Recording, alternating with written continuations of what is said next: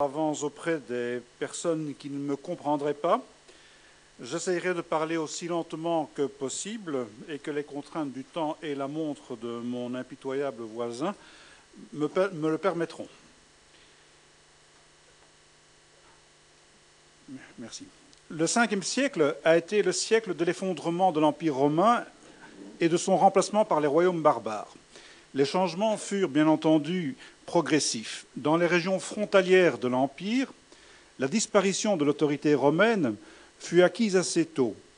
Et dès les années 400, certains territoires proches des limès rhénans et danubiens étaient déjà passés sous le contrôle de facto de groupes germaniques. Ce schéma d'évolution prévaut aussi pour le nord de la Gaule. Dans les régions correspondant grosso modo à l'ancien diocèse des Gaules, le Ve siècle a été celui de l'expansion des Francs, dont les progrès rapides sont résumés sur cette carte déjà ancienne. Si elle veut bien apparaître.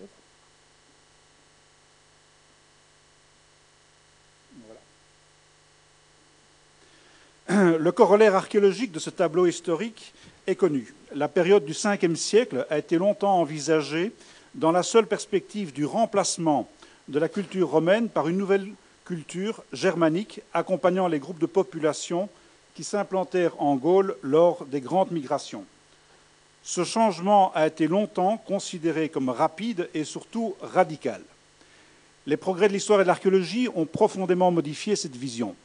30 années de recherche ont permis de mieux connaître les régions du nord de la Gaule, de mieux percevoir leur réalité culturelle ainsi que leur diversité. Elles ont conduit les archéologues à faire la différence entre les événements historiques et les transformations culturelles qui ne peuvent être saisies que dans le long terme. Elles ont appris à mesurer la progressivité des évolutions matérielles et culturelles. Elles ont montré aussi que dans une région aussi vaste que le diocèse des Gaules, placée au carrefour des mondes romains et germaniques, il fallait aussi tenir compte d'une dimension vernaculaire, c'est-à-dire gauloise, trop souvent occultée sous le voile pesant de la romanisation. Ces changements de perspective sont déterminants pour comprendre les transformations du Ve siècle. Depuis des années, je m'efforce de connaître les transformations des campagnes durant l'Antiquité tardive. Au-delà de leur description, si passionnante soit-elle, il s'agit de comprendre les moteurs des changements. Le Ve siècle n'est en effet qu'une étape, certes importante, mais seulement une étape dans une évolution qui se déroule sur plusieurs siècles. Cet exposé est centré sur les campagnes. Dans une communication de quelques minutes, il ne m'est bien entendu pas possible d'aborder l'ensemble des transformations qui se manifestent durant le Bas Empire. Mon objectif est plutôt de mettre l'accent sur un nombre limité d'évolutions qui m'apparaissent véritablement déterminantes pour expliquer le devenir des campagnes. À mon avis, un double processus conduit à une profonde transformation au Ve siècle. Le premier voit l'effacement progressif de la romanité. Cette évolution est marquée, d'une part, par la réorganisation des espaces de vie et de travail à l'intérieur des habitats, et d'autre part, par l'usage prédominant des matériaux légers dans la construction. Le second processus voit l'émergence progressive de nouvelles formes d'habitat rural groupé, dont le modèle existait certes en Gaule romaine, mais était resté longtemps marginal durant les 3 premiers siècles de notre ère. Ces formes deviennent ou redeviennent plus familières avec l'arrivée des populations germaniques qui, elles, avaient gardé ce type d'habitat. Ces deux évolutions qui annoncent le Moyen Âge se déroulent dans une conjoncture générale marquée par une diminution continue du nombre des points de peuplement et donc vraisemblablement par une baisse globale de la population. La diminution continue du nombre des points de peuplement entre la fin du IIIe siècle et la fin du Ve siècle est une donnée incontournable de l'évolution des campagnes de la Gaule durant l'Antiquité tardive. Pourtant, elle n'entraîne pas une désertion totale, même dans les régions les moins favorisées. Les histogrammes d'occupation montrent que la baisse est extrêmement inégale. Selon les régions, elle affecte entre 20% et 80% du tissu rural préexistant. Tout au long du IVe siècle, le nombre de points de peuplement ne cesse de reculer pour atteindre son seuil minimal tantôt au Ve siècle, tantôt plus tard au VIe siècle. L'exemple de l'Aldenoverplatte, région située entre le Rhin et la Meuse, est représentatif de ce phénomène. Les recherches de Karl-Heinz Lenz ont montré un premier recul du peuplement dans la deuxième moitié du IIIe siècle, une stabilisation au IVe siècle et une nouvelle régression à partir de la première moitié du Ve siècle. Cette évolution est assez classique dans tout le nord de la Gaule, même si sa perception est encore nouvelle en Allemagne, où la stabilité des campagnes au IVe siècle a été longtemps méconnue. Plus intéressant pour notre sujet, on constate que dans cette région, l'habitat reste dispersé sur les plateaux jusque vers le milieu du Ve siècle. Ce n'est qu'à partir de la seconde moitié de ce siècle et durant le VIe siècle que l'habitat abandonne les zones de plateau pour se concentrer dans les vallées le long des cours d'eau, suivant un processus déjà observé à plusieurs reprises ailleurs en Gaule, mais qui présente ici le grand intérêt d'être bien daté. L'évolution n'est pas toujours aussi linéaire. Une plus grande diversité des situations apparaît quand on veut comparer plusieurs micro-régions, même proches les unes des autres. Le cas de l'Île-de-France autour de Paris est caractéristique à cet égard. Les histogrammes d'occupation de 5 micro-régions situées dans cette région plus vaste laissent apparaître des évolutions effectivement plus diversifiées entre le 1er et le 8e siècle. Regardez par exemple la différence entre le Pays de France et le secteur de Marne-la-Vallée, l'actuel Disneyland. La situation de l'occupation au Bas-Empire est très différente entre ces deux régions qui se font pourtant face d'un côté et de l'autre de la Marne. Mais la nature des sols n'est pas du tout la même. Le Pays de France, c'est-à-dire les plateaux autour de l'aéroport de Roissy, est une des régions les plus fertiles du bassin parisien. En revanche, le plateau autour de Marne-la-Vallée est caractérisé par des sols argileux et lourds, souvent gorgés d'eau et donc plus difficiles à cultiver. Dans ces 5 régions test signalées sur cette carte, on constate aussi que le Ve siècle ne correspond pas toujours au niveau minimal de l'occupation. La période du Haut Moyen-Âge totalise dans bien des cas des valeurs plus faibles encore, ce qui n'est pas sans intérêt quand on pense que Paris devint la capitale du royaume de Clovis et de ses successeurs. Je pourrais multiplier les exemples, mais cela n'apporterait pas grand-chose à la démonstration.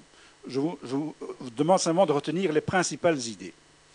Dans la mesure où il y a peu de traces de regroupement de l'habitat dans les campagnes, il faut aussi admettre donc qu'une diminution globale de la population est vraisemblable. Cela dit, je dois tout de même faire une réserve à cette conclusion. Les histogrammes d'occupation qui fondent l'idée d'une diminution du peuplement reposent en majorité sur des sites aisément repérables parce qu'ils étaient déjà occupés à l'époque romaine. En revanche, les sites construits à partir du IVe siècle et surtout au Ve siècle échappent souvent au repérage parce qu'ils sont construits en bois. On peut donc craindre que ces sites soient sous-estimés, sous-représentés et que donc le peuplement de cette époque le soit tout autant. On trouve un reflet de cette évolution du peuplement dans l'analyse des cimetières ruraux. Au IVe siècle,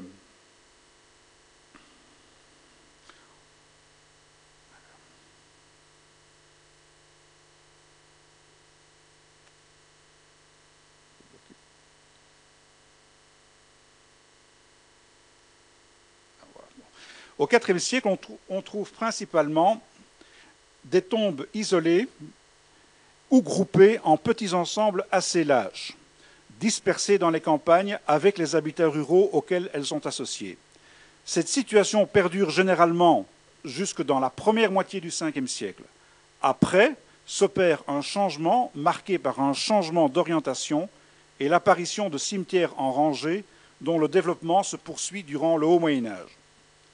Analysons maintenant le double processus de transformation des campagnes. Tout d'abord, l'effacement de la romanité. Il me paraît désormais évident que les évolutions de l'habitat durant l'Antiquité tardive s'inscrivent dans une perspective d'effacement des formes gallo-romaines et plus généralement de la culture antique. Ce paradigme ne signifie pas pour autant qu'on ne connaît plus au IVe siècle, et même encore au Ve siècle, au début du Ve siècle, des habitats qui perpétuent à des degrés divers les modèles socio-économiques du passé, mais leur nombre ne fait que diminuer avec le temps.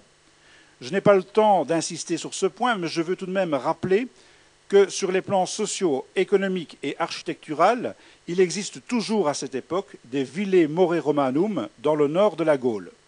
Certaines de ces villae se développent encore, d'autres ne font que subsister en l'état. On observe même encore des constructions nouvelles, surtout à l'époque constantinienne, jusque vers le milieu du IVe siècle. Mais ce phénomène ne dure pas et dès l'époque valentinienne, il n'y a plus beaucoup de constructions nouvelles. À partir de l'époque théodosienne, je n'en connais plus, même dans les régions proches de la capitale impériale à Trèves. À quelques exceptions près, la villa romaine disparaît dans sa forme d'expression architecturale classique au Ve siècle.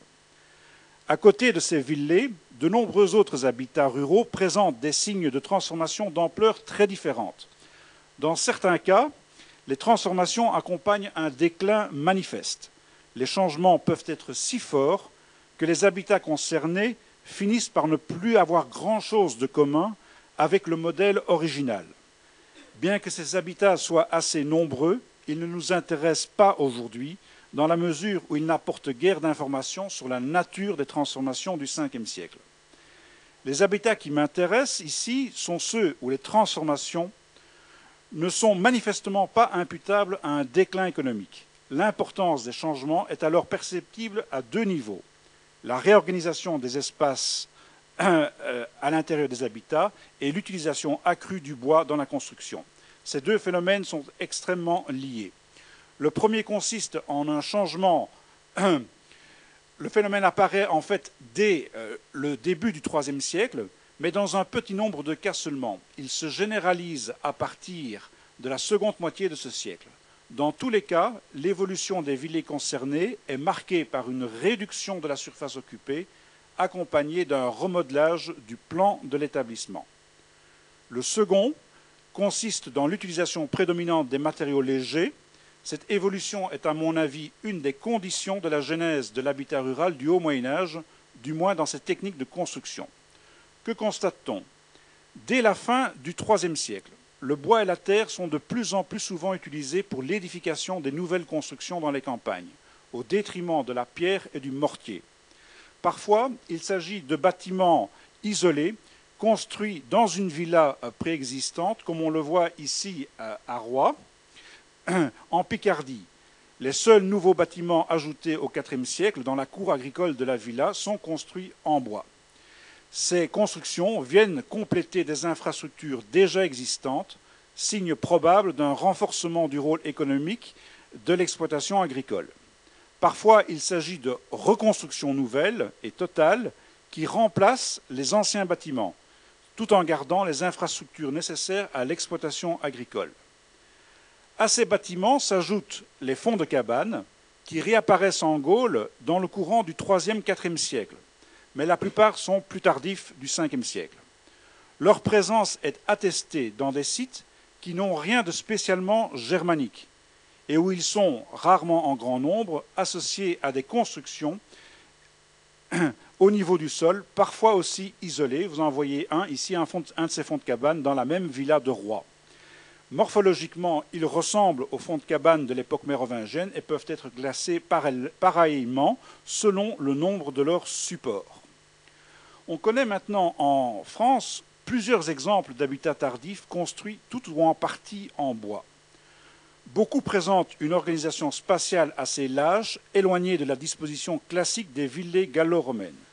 C'est visible surtout dans les habitats créés à cette époque. Quelques exemples. Ici, le site de Marolles-sur-Seine. Dans une emprise réduite et légèrement déplacée, en rose, sur le plan, plusieurs bâtiments à deux nefs, avec cave ou un atelier excavé, sont construits au IVe siècle. L'occupation se poursuit jusque vers le milieu du Ve siècle. À cette époque appartiennent deux bâtiments plus petits, ainsi qu'un grand fond de cabane.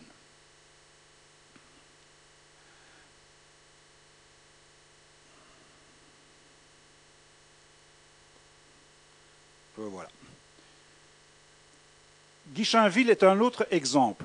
L'occupation tardive, 4e siècle, milieu du 5e siècle, est matérialisée par la construction de bâtiments en bois, en rouge sous la diapositive, implantés dans l'ancienne cour agricole et près du bâtiment résidentiel.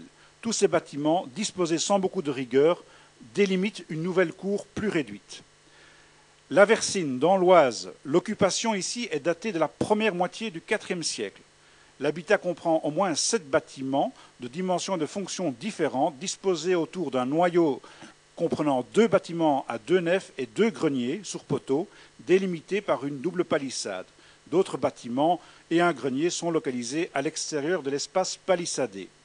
Le site de Rouvilliers, dans l'Oise, dans une partie de la cour agricole du Haut-Empire, matérialisée par des fossés, sont construits plusieurs bâtiments en bois à 2 nefs, ils ont une longueur de 13 à 14 mètres, associés à des bâtiments annexes, dont un grenier sur poteau, et des structures de combustion, séchoirs en particulier, le tout disposé sans beaucoup d'organisation. L'occupation paraît appartenir principalement à la seconde moitié du IVe siècle et au début du Ve siècle. À cette époque, un grand bâtiment en maçonnerie du Haut-Empire est toujours occupé et sert lui aussi à des activités de transformation des récoltes, matérialisées par la présence d'un séchoir en long. Pour des habitats plus récents, je vous montre ici 2 exemples, celui de Pincevent et d'Herblay. Pincevent daté de la fin du IVe siècle et de la première moitié du Ve siècle, Herblay un peu plus récent, apparaissant dans le 2e quart du Ve siècle, et son occupation se poursuit jusqu'au début du VIIe siècle. Les bâtiments en bois présentent généralement une qualité architecturale qui dénote une bonne maîtrise des techniques de la construction. La régularité des plans, l'utilisation de formules structurelles évoluées et l'existence d'aménagements intérieurs l'indiquent. Difficile de parler de déclin à leur propos. La bonne situation économique des sites dans lesquels ces bâtiments apparaissent infirme d'ailleurs toute idée d'appauvrissement. Tout indique plutôt qu'au Bas-Empire, période de profonds changements dans la gestion et le placement des moyens financiers, les élites du nord de la Gaule n'investissaient plus leur fortune de la même manière qu'auparavant. Ce phénomène ne constitue pas une rupture. À bien des égards, les constructions du Bas-Empire reprennent des formules attestées depuis l'âge du fer et utilisées jusqu'au Haut Moyen-Âge, moyennant une évolution architecturale dont les étapes peuvent être suivies sans solution de continuité. La longue tradition dans laquelle s'insère l'utilisation accrue du bois au Bas-Empire montre bien que le phénomène résulte d'une évolution interne au monde gallo-romain et non pas d'un apport extérieur. La prise de conscience de l'importance de la tradition vernaculaire dans les campagnes gallo-romaines est très récente. On savait sans doute que l'utilisation du bois n'avait jamais complètement disparu, comme on savait que certaines formes d'habitat trouvaient leur origine dans un passé antérieur à la conquête. On savait aussi qu'il existait des habitats peu romanisés, qualifiés de petites fermes ou d'habitats intercalaires, pour les distinguer des ville more romanum constructe. Tout cela, on le savait, mais on pensait généralement que ces formes représentaient au mieux une étape dans une évolution de la ferme indigène vers la villa romaine.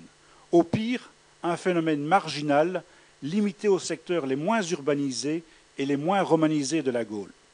Ce n'est que récemment que l'importance numérique de ces formes d'habitat est apparue au plein jour. Dans les régions du nord de la Gaule, en Picardie, dans la plaine de France par exemple, mon ami Pierre Ouzoulias a pu évaluer à environ 70% la proportion de ces sites de tradition indigène par rapport aux villers. On sait maintenant que l'habitat de tradition indigène se maintient en fait durant toute l'époque romaine, y compris durant l'Antiquité tardive. L'habitat de Gonesse que je vous montre ici, un habitat près de Roissy, est un bon exemple. L'occupation commence à la Tène finale, matérialisée ici par un premier enclos, et s'achève dans la première moitié du Ve siècle, sans que l'emprise ou la disposition générale de l'habitat ne change fondamentalement. La révélation du poids de la tradition vernaculaire dans les campagnes n'est pas sans conséquence. Ce que j'appelle moi la révolution du Bas-Empire prend en effet tout son sens dans un contexte marqué par des traditions aussi fortes. Les apports germaniques, que je vais aborder maintenant, ont été introduits en Gaule alors que les évolutions internes avaient déjà largement préparé les changements à venir. L'apparition en Gaule d'habitats germaniques, très différents des établissements gallo-romains traditionnels par leur organisation et les plans de leur construction, constitue sans aucun doute un autre changement majeur dans l'évolution des campagnes de la fin de l'Antiquité. Plusieurs habitats, une vingtaine à l'heure actuelle, identifiés comme germaniques, ont été découverts ces dernières années, principalement dans les frontières, dans la province de Germanie inférieure. Et je vous montre ici à gauche l'exemple du site de Gennep aux Pays-Bas, mais depuis peu également, et ça c'est beaucoup plus nouveau, en Gaule belgique et en lyonnaise. En l'état des connaissances, les plus anciens de ces sites en Gaule datent du milieu ou de la seconde moitié du IVe siècle. Certains disparaissent au début ou dans la première moitié du Ve siècle, en même temps que les établissements gallo-romains. D'autres connaissent une occupation continue durant les 5e et 6e siècles, mais c'est la minorité pour l'instant. Dans les cas les mieux documentés, comme ici à Saint-Ouen-du-Breuil, en Normandie, leur organisation est caractérisée par le groupement de plusieurs unités d'habitation et d'exploitation juxtaposées, rassemblant plusieurs familles en une communauté villageoise avant la lettre. Chacune de ces unités est composée de plusieurs bâtiments, une maison principale de grande dimension, une maison étable, un certain nombre de bâtiments plus petits, des bâtiments annexes et des greniers à céréales répartis sans ordre particulier autour de la maison principale.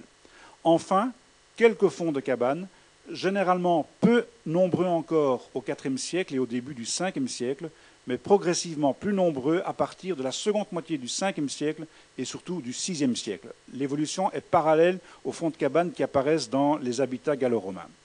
Pour autant qu'on peut le savoir, car seul l'établissement de Saint-Ouen-du-Breuil a été fouillé quasi complètement, la plupart de ces habitats sont assez petits et ne devaient pas compter plus de 4 ou 5 unités pour les plus grands d'entre eux. L'agencement interne de ces sites germaniques en Gaule, mais aussi la physionomie générale des grandes maisons, présentent des affinités architecturales évidentes avec les formes d'habitat connues à la même époque à l'est du Rhin, et plus particulièrement dans les domaines francs et saxons. Dans le cas de Saint-Ouen-du-Breuil, dont les plans sont présentés à gauche et à droite des plans de maisons en Germanie libre, il s'agit bien de la transposition sur le territoire de la Gaule d'un modèle d'habitat, de société et sans doute de fonctionnement économique exogène. La question est toutefois de savoir si cet habitat de Saint-Ouen-du-Breuil est représentatif des implantations germaniques en Gaule. Certains habitats sont effectivement assez semblables. L'habitat des Essarts-le-Roi, dans les Yvelines, fouillé tout récemment, connu malheureusement uniquement par un grand bâtiment de 30 mètres de longueur, à 3 nefs et subdivisions internes, présente effectivement de très nombreux points de comparaison avec les exemples francs ou saxons évoqués à propos de Saint-Ouen-du-Breuil. D'autres habitats sont assez différents. L'exemple que je vais vous montrer maintenant, celui de Goussancourt, dans l'Aisne, comprend une grande maison étable à 2 nefs et non plus à 3, orientée nord-sud et pas est-ouest, et plusieurs petites constructions sur poteaux, parmi lesquelles des greniers, ainsi qu'un fond de cabane à 2 poteaux, dans lesquels ont été trouvées une série de plaquettes en os gravées. Ces plaquettes constituent une découverte tout à fait exceptionnelle. On y reconnaît des personnages féminins et masculins, habillés ou nus, tenant en main ce qui pourrait être des instruments de musique. Comme vous pouvez le constater, le costume et particulièrement les chaussures, des bottes montant à mi-mollet, évoquent irrésistiblement une mode orientale et peut-être même stépique. Et il est évident qu'à propos d'un tel habitat, on pense aux unités de Sarmates qui sont mentionnées dans la région, dans la notice des dignités, mais de là à le prouver, il y a encore de la marge. Ailleurs, les différences sont encore plus importantes et l'on peut se demander si parfois on n'a pas rassemblé sous l'appellation germanique des formes d'habitat qui n'ont guère de points communs entre elles, comme ici en Germanie seconde. Les différences peuvent être notées aussi bien dans les orientations, dans les plans, que dans les modes de construction de ces différents bâtiments. Une telle constatation devrait logiquement susciter de nombreuses interrogations sur la validité de l'attribution germanique. Et n'oubliez pas que j'ai indiqué qu'il fallait tenir compte aussi des transformations de l'habitat rural gallo-romain et du développement de l'architecture en bois au Bas-Empire. Des bâtiments à une ou deux nefs, des greniers sur poteaux et même des fonds de cabane existent aussi dans les fermes gallo-romaines du Bas-Empire qui ne présentent pas de caractère germanique avéré. Rappelez-vous l'habitat de Marolles-sur-Seine, avec ces bâtiments ressemblant à s'y méprendre à ceux d'Aldenhoven et de Donk. La difficulté pour reconnaître un habitat germanique en Gaule est patente, d'autant que le mobilier ne permet pas toujours de trancher. Un bon exemple des hésitations qui peuvent naître à ce propos est fourni par le site de Menneville, fouillé tout récemment en Picardie, au nord de Reims. On y trouve 8 bâtiments rectangulaires dont les plus grands mesurent 14 mètres sur 6,50 mètres et adoptent des plans tout à fait classiques dans les campagnes gallo-romaines et dans les fermes gallo-romaines. 2 groupes parallèles de construction sont observables, séparés par un espace relativement vide. 4 fonds de cabane appartiennent au noyau occidental. En l'état de l'étude, l'habitat semble avoir été occupé peu de temps seulement et uniquement au IVe siècle. Cette précocité, les plans des bâtiments et l'absence d'éléments germaniques dans le mobilier plaident en faveur d'un simple habitat gallo-romain, comme on en connaît maintenant plusieurs dans le nord de la Gaule. En revanche, le groupement des constructions en noyaux et leur disposition en ligne parallèle évoquent des principes d'organisation de l'espace mieux connus dans l'habitat germanique, où la juxtaposition de plusieurs unités était habituelle.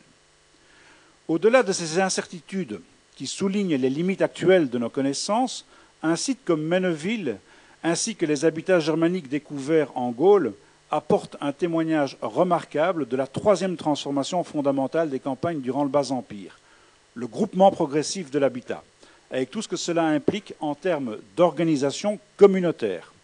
Le groupement est en effet la première condition du caractère collectif de la vie et du travail des hommes. La distinction entre habitat dispersé et habitat groupé n'est donc pas neutre ni dénuée d'importance. Le phénomène de groupement reste toutefois encore discret au IVe et Ve siècle, sauf dans les régions les plus septentrionales de la Gaule, où il est manifestement issu des habitats germaniques. Dans le reste de la Gaule du Nord, c'est à partir de la fin du Ve siècle et surtout au VIe siècle que se développe cette forme d'habitat groupé, dont le corollaire funéraire est l'apparition des grands cimetières en rangée, qui tranchent sur les ensembles funéraires plus modestes des 2 siècles précédents. Plus modestes en nombre uniquement, pas en qualité de mobilier. Mais ceci est une autre histoire et concerne surtout le Haut Moyen-Âge. Disons seulement que les transformations de l'Antiquité finissante préparent grandement une évolution qui ne sera définitivement acquise qu'à partir de la seconde moitié du 7e siècle et même du 8e siècle. Pour conclure, j'espère avoir pu vous convaincre que dans le nord de la Gaule, les transformations du 5e siècle résident dans la conjonction de 2 évolutions majeures, l'effacement progressif de la romanitas et l'émergence progressive de l'habitat rural groupé. Je vous remercie.